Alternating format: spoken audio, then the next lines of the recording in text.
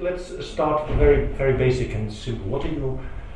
What was your thoughts? What was your reaction when you heard about the Skripal case on March 4th this year? What did you think? Yes, it was terrible news, terrible tragedy that occurred, and we expected to be given some kind of explanation before these accusations leveled against us by the British government. Actually, this was not the case, and the United Kingdom and their allies have singled us out as the only responsible for what has happened. They did so on the basis of pure speculations about the Russian involvement in this terrible tragedy. But we were not given any evidence. What was said is that there is only one convincing explanation for this Nuremberg attack, and that is that it was done by the Russians. Yes, actually, Theresa May kept saying there is no other plausible explanation than the responsibility of the Russian state. And here in the OPCW, both Russia and the UK were members of the organization, state parties to the convention. We suggested that our British colleagues drop this rhetoric, calm down, and work with us within the framework of the Chemical Convention, which provides for consultations if any country has some suspicions, raises questions about the behavior of the other state, and actually it was a negative response. They are not willing to deal with us, the British, I mean, and maybe they think that we Russians, we don't deserve to be considered as just reliable interlocutors.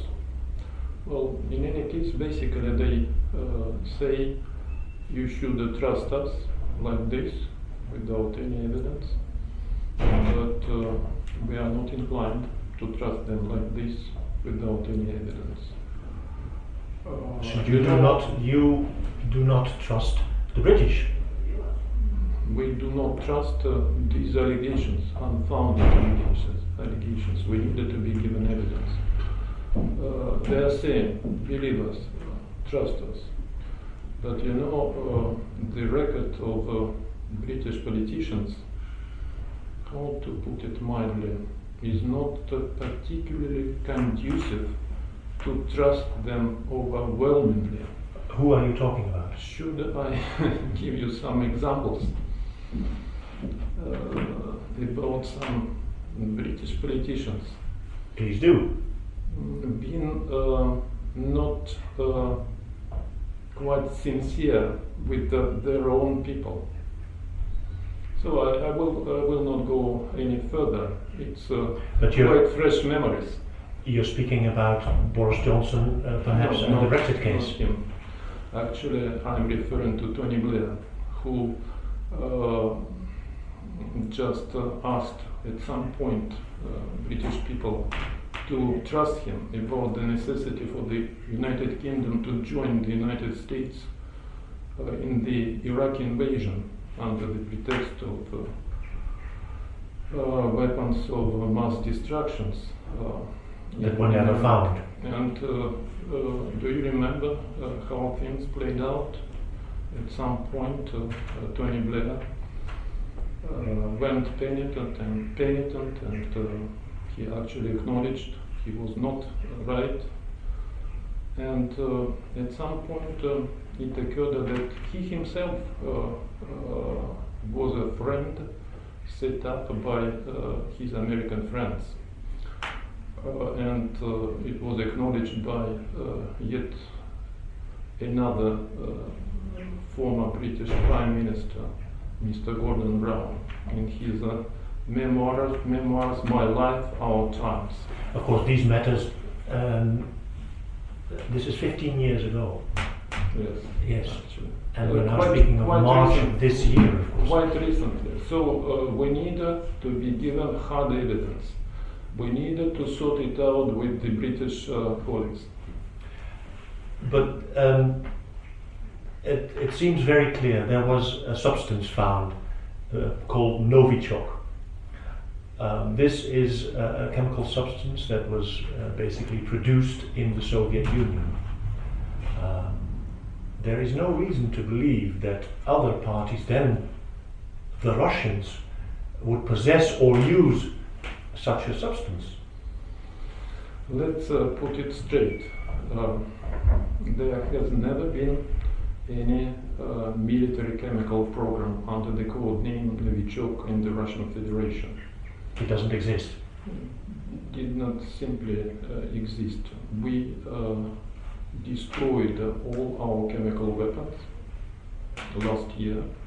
The completion of our program was duly certified by the OPCW, the watchdog in the area of military chemistry.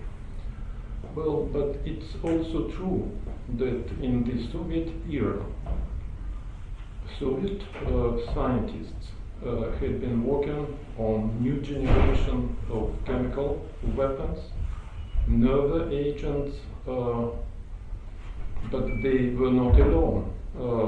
The British and the American scientists had been working also. So you're saying that it could have come from anywhere? On some new weapons like VX gas. Well, and in the 1990s, a group of Soviet scientists turned up in the West. Actually, they were exfiltrated by Western special services with their documentation. So the research continued in some Western countries, and we do know exactly what these countries are. And the research continued with quite a success because of positive results of this Who did they work for? These scientists that apparently left Russia and worked somewhere else, but who did they work for? Like I said, they were exfiltrated by Western special services, and they were used by these services. There was ongoing research in some laboratories, and actually the results of this continuing research can be accessible in the open sources. There are no less than 200 open sources about this kind of new generation of nerve agent. But then, okay, what interest would these groups, if they exist, have? Because isn't it much more logical that the Russian Federation would decide to somehow punish a spy that has basically betrayed the country? It's quite nonsensical. Nonsense. Excuse me, quite nonsensical. What is the interest of the Russian Federation to punish Mr. Skripal? He was sentenced in Russian Federation. He was released. He had been living for nearly 8 years quietly in the UK. So there was absolutely no interest in eliminating him. All the more so that it occurred just a few days before the presidential election in the Russian Federation. And but that could also be a signal by Mr. Putin. look at me, I'm a strong man, I will punish anybody who betrays us anywhere in the world. But it's quite absurd, this idea. No, it's quite nonsensical. You don't believe it at all? I don't believe it. I just reject it without any hesitation. But this is the basis of the extradition of dozens of diplomats in Europe, in America, in Canada, in Australia. 2 people from this embassy will have to leave the country because of this fact.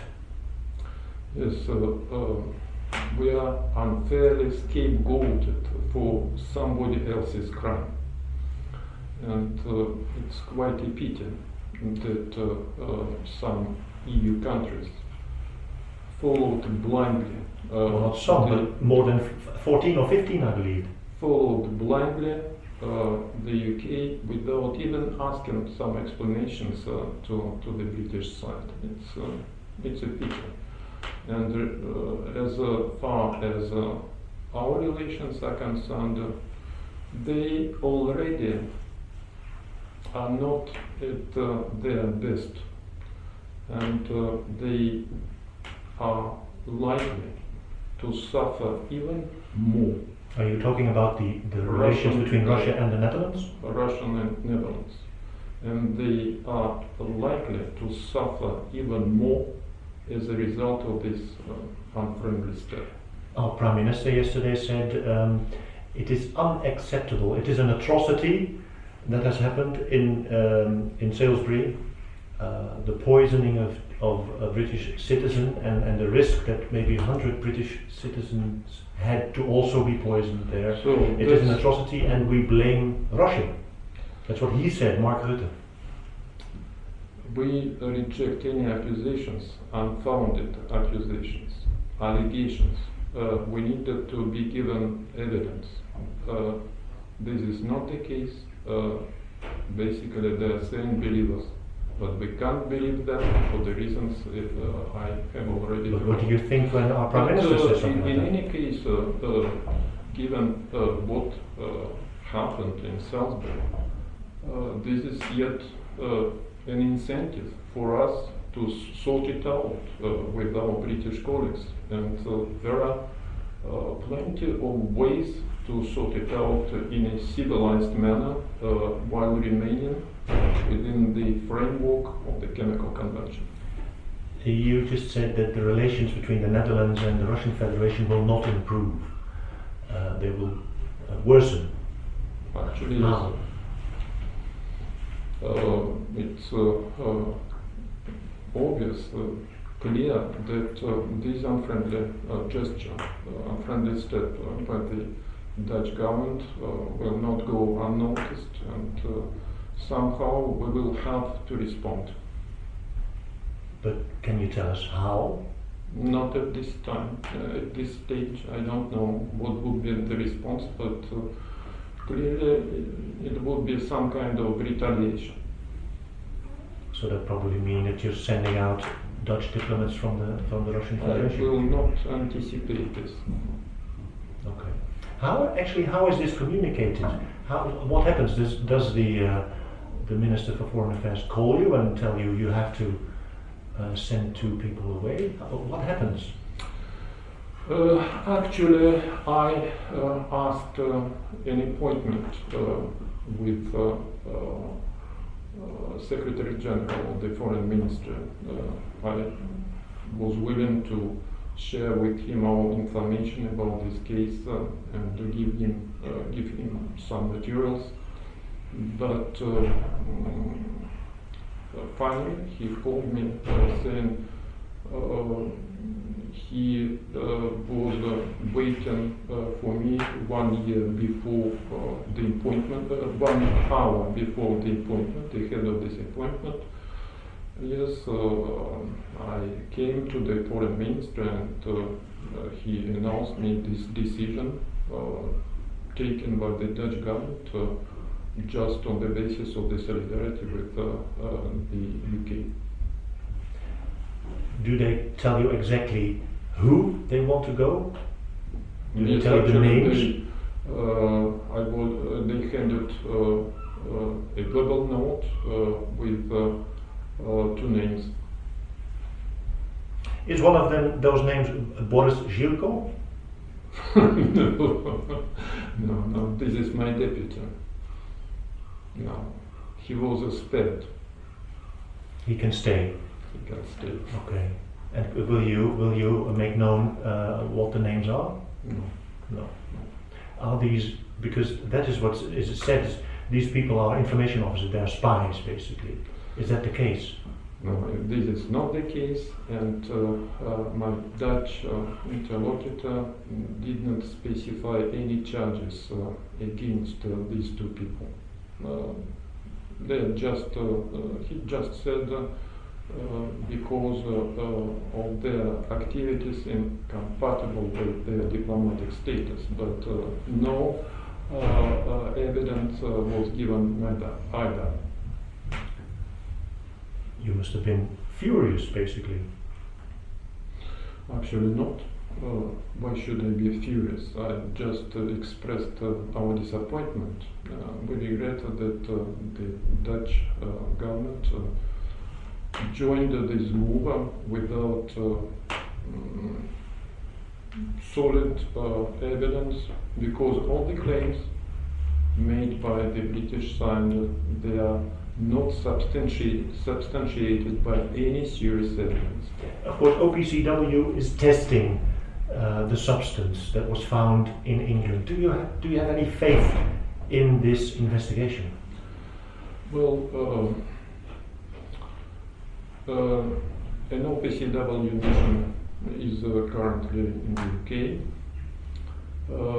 They are expected to verify the findings of the British investigators.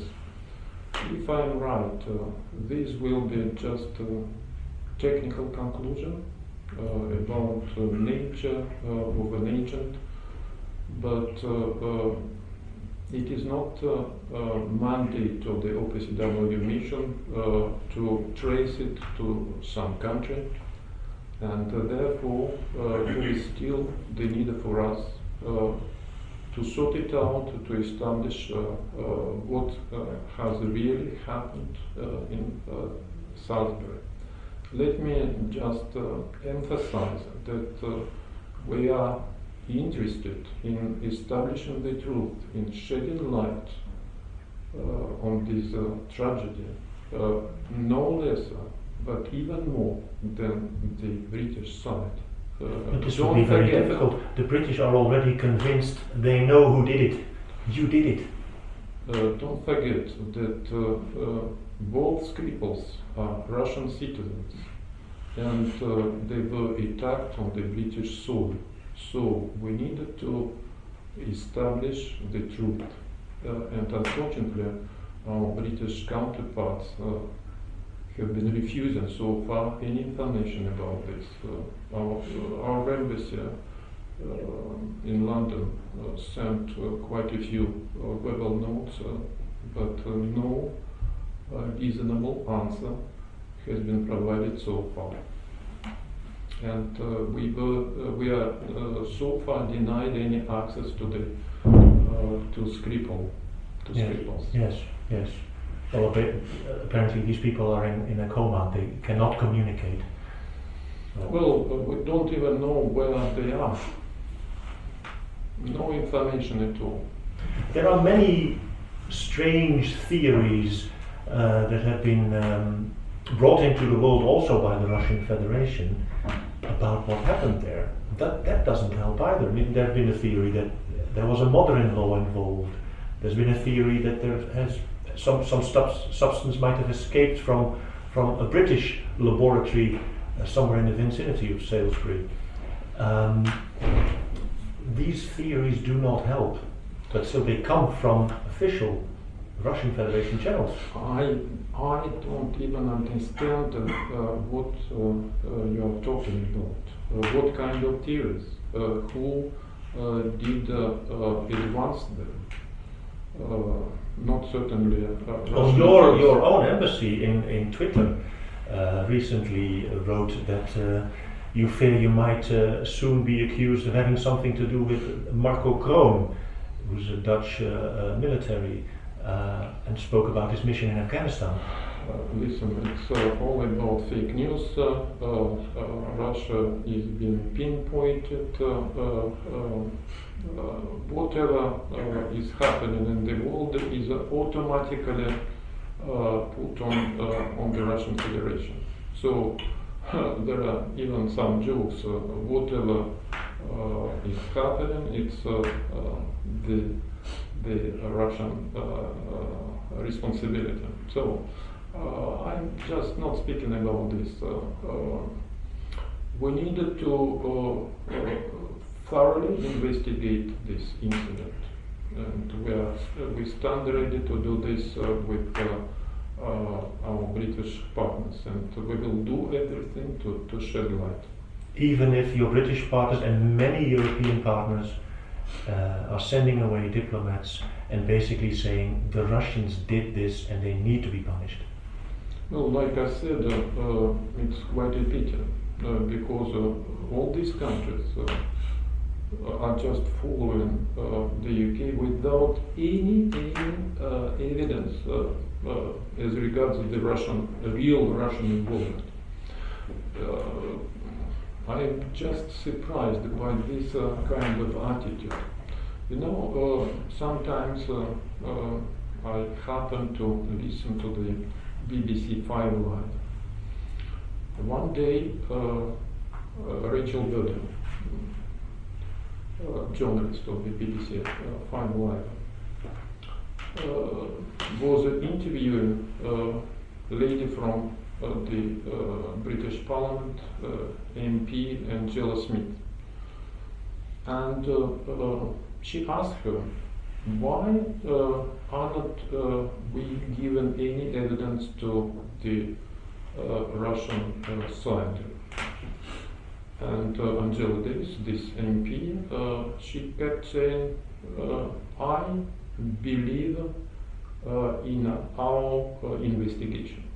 Another example, John Pina, political observer with the BBC 5 Live, was talking to Aston Duncan, one of the deputies of Boris Johnson.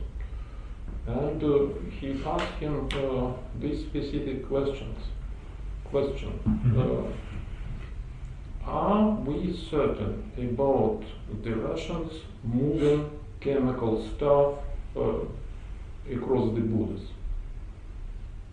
Precise question. And the answer is yes, we are thinking about Litvinenko case. This former Russian spy poisoned by radioactive sushi. If I'm not mistaken, there is a saying in English.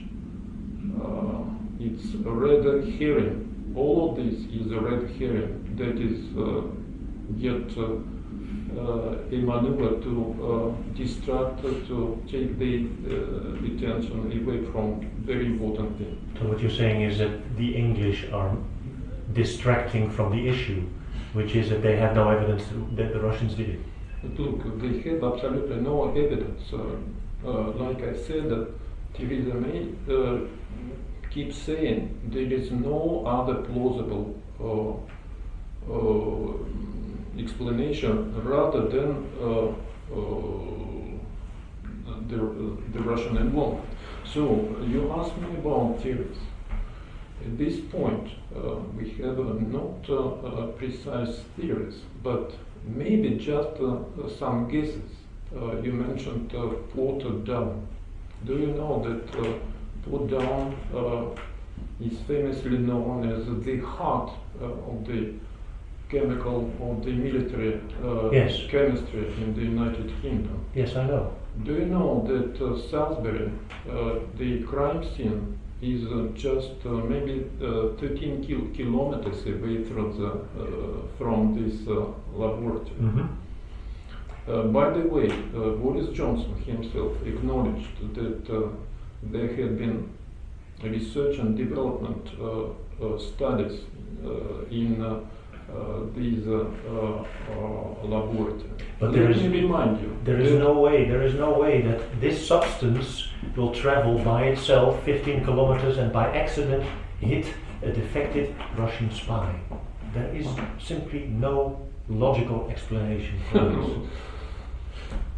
You are telling me this is quite logical that Russia is behind this. I'm telling you that maybe it could have somehow escaped from the put down laboratories. You just retort and saying this is not logical. Where is the logic? In the first case, I'm saying there is no absolutely logic, and you are saying this is not logic about put down. Why not? Because these substances do not, by themselves, travel through the air and will just hit anybody. I would not like to speculate, but we needed to investigate and to sort it out. Yes, we do. Yes, we do. And of course, there is a past. There has been the Litvinenko case, of course, also a poisoning, but with a radioactive substance. And in England, several Russian. We already stated that Russia has nothing to do with this case also. Russians have been convicted in the United Kingdom for this. No, it was just the conclusion of some kind of commission, and it was just all about likely, maybe, there was absolutely nothing formal. Like in this case, do you remember the precise wording of Theresa May, which is quite common now to hear? Highly likely, highly likely. It's all about the possibility. Nothing is certain. Yes, but when you read a lot about these cases, the Russians always work with the phrase deniability. Everything that the Russian Federation does in secret has to be deniable, and this is highly deniable, of course. What are you hinting at? Sorry? What are you hinting at? I'm hinting at the fact that it is very easy also for this sort of operations to say that you have nothing to do with it. And this is, there have been many operations where the Russian Federation was in fact suspected of being behind it. And it was very easy like to I deny said, it. we expected to investigate this with the British people. But speaking of the deniability, since you mentioned this case, let me remind you that maybe 5 years ago or so, British people, the British, have been strongly denying any involvement in the spying case in Moscow, Russian capital. There was a kind of a rock with spying stuff inside. This rock was discovered. It was traced to the British spies working under the roof of the British embassy, and they kept denying, saying no, it was not us. And finally, 3 or 4 years afterwards, they just acknowledged this. So. Speaking about the deniability, you would be better off to think about our British friends. Another thing, Boris Johnson, he was mentioned a couple of times already now. He spoke about the World Cup football this summer in Russia. Yes. And he then said we might compare this to the 1936 Olympics, which was basically used by the Nazis as a commercial for their regime. Mm-hmm. And he compares the Nazi regime to the current Russian Federation. It's inadmissible and unforgivable. But this is the way Western nations are speaking about the Russian Federation these days. No. we just reject all kind of parallels, like Boris Johnson is trying to do so. By the way, do you remember British athletes eagerly participated in these Olympic Games in 1936 in Berlin? Yes. So, and it's quite insulting. But the event was misused. It was quite insulting, these kind of statements made by Boris Johnson. But this is the way we are communicating now. And do understand that British veterans, those who had been involved in the Arctic convoys, they will not appreciate this at all. No. No. How do you react? Because this is the way that your country is being portrayed now. It is compared to a dictatorship like the Nazi regime. Diplomats are being sent away. You're being accused of poisoning people in other countries. You're being accused of lying about it. No, it's just another evidence of this incessant campaign to denigrate Russia, to blame, to attribute all kind of sins to the Russian Federation. But what grounds could there be other than that it is simply true? What is true? What is true? Maybe this all happened. What reason could European Union countries have, or the United States have, or Canada, or Australia, or the entire NATO? What reason could these countries have to accuse you of this? Well, generally speaking, it's all about to preserve their domination in the world. The collective West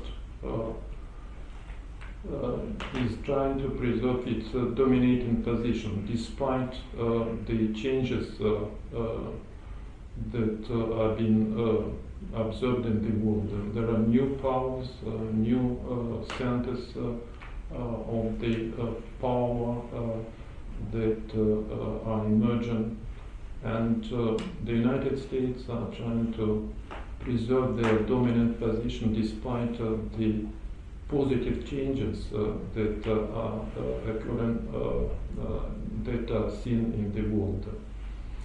Well, and Russia is just like an obstacle in the way for the collective West to preserve their position. They don't want to speak with Russia in any kind of reasonable way. So it's quite the explanation. Because you asking me about what kind of motive, what kind of grounds? Yes, I understand. But basically, what they're saying is this is a red line, and it's been crossed. There have been too many incidents. Maybe we've been too collected. Maybe we've been too careful with the Russian Federation. But now the line has been crossed. There is now a line in the sand. This is it, no further. You keep asking me the questions about red lines, about this kind of behavior. Let me remind you about the Iraqi adventure launched by the United States and eagerly supported by the UK. Do you understand what was the outcome of this Iraqi invasion? Do you remember Colin Powell holding out a bottle with the alleged Siberian anthrax? Yes, but it's not really an answer. That there is a need for us to be vigilant and not to repeat the same mistakes. Do you remember this Arab Spring? Yes, but it's not really, of course I remember all these things, but it's not really an answer. Do you remember Libya?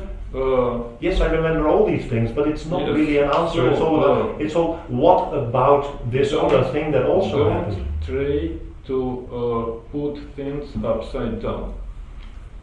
And the West is putting things upside down. You are putting things upside down, saying that Russia is to blame for everything that happens in the world. No, I'm not saying that. I'm only asking you. They are saying that Russia is portrayed as an absolute evil. This is just because of... But do you not agree that Russia is in fact portrayed as an absolute evil? Russia is not an absolute evil. Russia is eager to cooperate with every country, but provided that it is on the basis of equal relationship with consideration for each other interests. If this is not the case, there is no hope for good cooperation. But if our Prime Minister basically draws a line in the sand, sends away two embassy employees, Secret Service employees perhaps, and says this is it, no more. I'm saying that there are absolutely no evidence about illegal activities of these two people. Nothing has been produced, no evidence.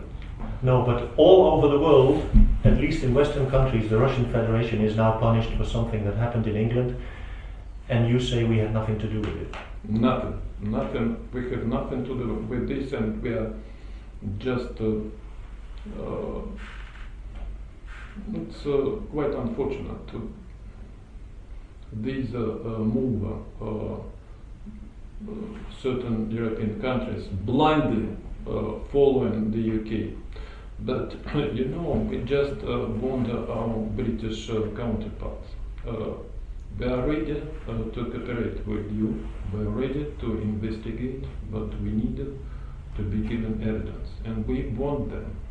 Should they fail to provide any evidence, this will be a matter of defamation, and those who are guilty of defamation against the Russian Federation will be held to the accountability. And what does that mean in practice? That does mean that they will be forced to explain their behavior since they are unable to substantiate any claims leveled, any accusations leveled against the Russian Federation. Does that also count for the Netherlands? Because basically we support the British vision, the British idea about what happened. Just speaking about us and the British in this case, because other countries have just acted like they said in the spirit of solidarity. When do you expect OPCW to have a result? Anytime soon. And what do you think will come out of it? Like I said, it will be most probably just technical conclusion about some kind of stuff, chemical stuff used, but it will be up to us, Russians and the British, other experts, to work out what had really happened. Where did this substance really come from and who used it? Yes. But OPCW will not prove that? No, it's not their mandate. So who should investigate that? It could only be the British. I will have to reiterate, there is specific provisions in the Chemical Convention. Both Russia and the UK were members of the OPCW. If any country raises any questions regarding the supposed violation by another member state of the Chemical Convention, these two countries are expected primarily and above all to sort it out between themselves through bilateral consultations. If they don't want to speak us directly because they are so arrogant now, well, it could be done through the Executive Council of the OPCW. Russia is expected to provide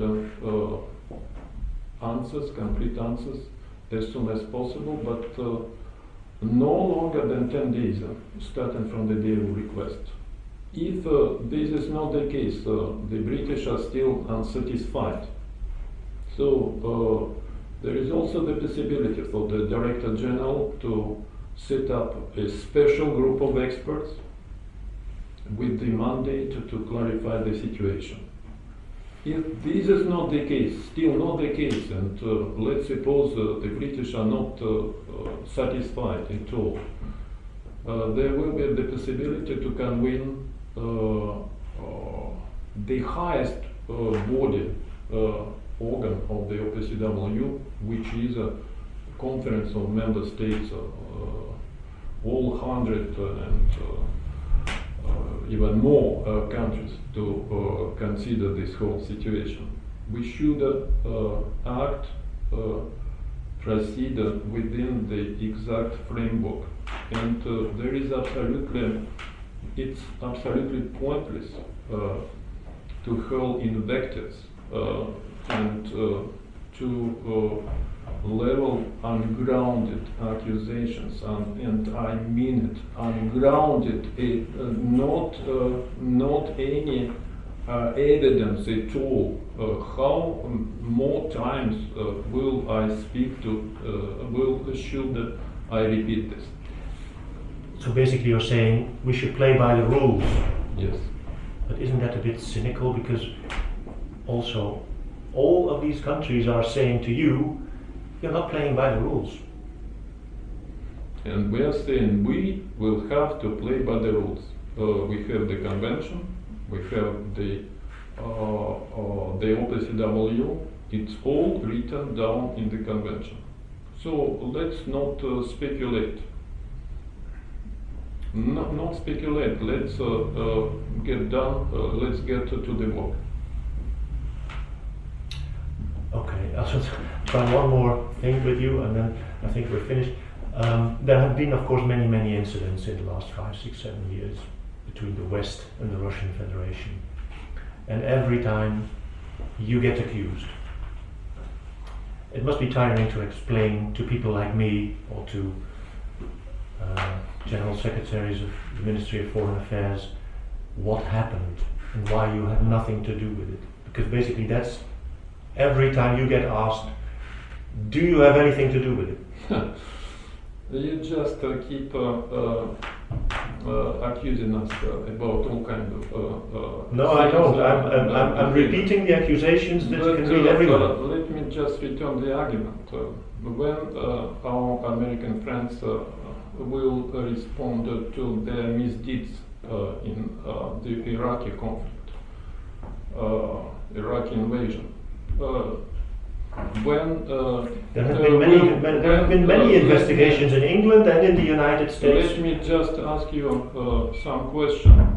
When will our American friends explain how they actually contributed to the emergence of Al-Qaeda, the same Al-Qaeda who is responsible for the tragedy of 9/11? Do you even understand that the United States had something to do with the emergence of Al-Qaeda?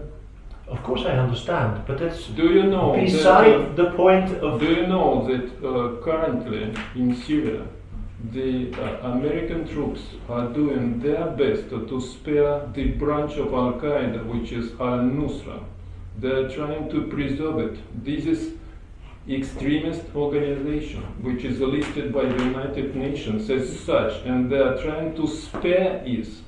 Why don't you want to ask these specific questions to the Americans? You are trying to portray Because Russia. I'm now with the Russian ambassador, and I'm speaking about totally different conflict. I could ask you basically on the same line about the conflict in Georgia, or the conflict in the Ukraine, or the occupation of the Crimea. And I'm returning the argument asking you about Iraq, Arab Spring, about Libya, about Al-Qaeda, and about Syria.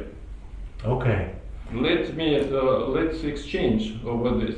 You're asking me questions, I'm returning you the same question. Yes, but basically the deal is that I do the interview and you give the questions.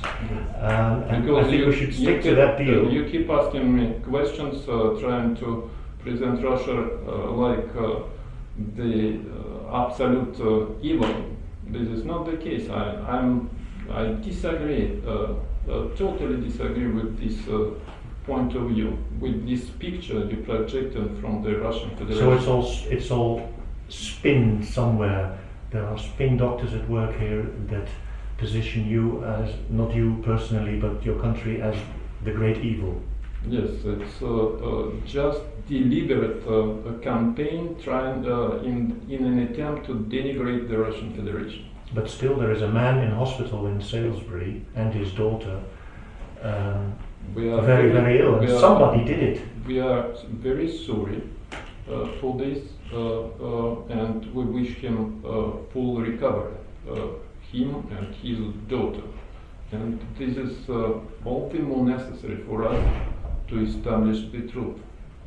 And what if the truth is quite different? You're just saying this is Russia, no alternative, no plausible explanation. And what if the truth will be quite different? What would I would like to see you if things just turned up this way. I think Mark Rutte would have to come here and apologize. We are not speaking about Mark Rutte. We are speaking about Theresa May. She would have to come here and apologize. He's trying to level these ungrounded, baseless accusations against the Russian Federation. You have some support in the Dutch parliament as well. Geert Wilders and the Socialist Party, they also question the fact that there is hardly any known evidence that the Russian Federation is behind this. But you know, even in the British Parliament, there are some MPs who are asking the same questions. Mr. Jeremy Corbyn, while accepting the idea of the very possible Russian explanation, involvement, he dared ask this question about hard evidence, and he was severely blamed by his peers.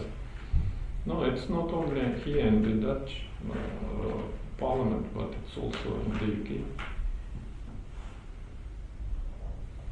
So we are done. I think so. Yes, I've tried many things with you. Thank you very much.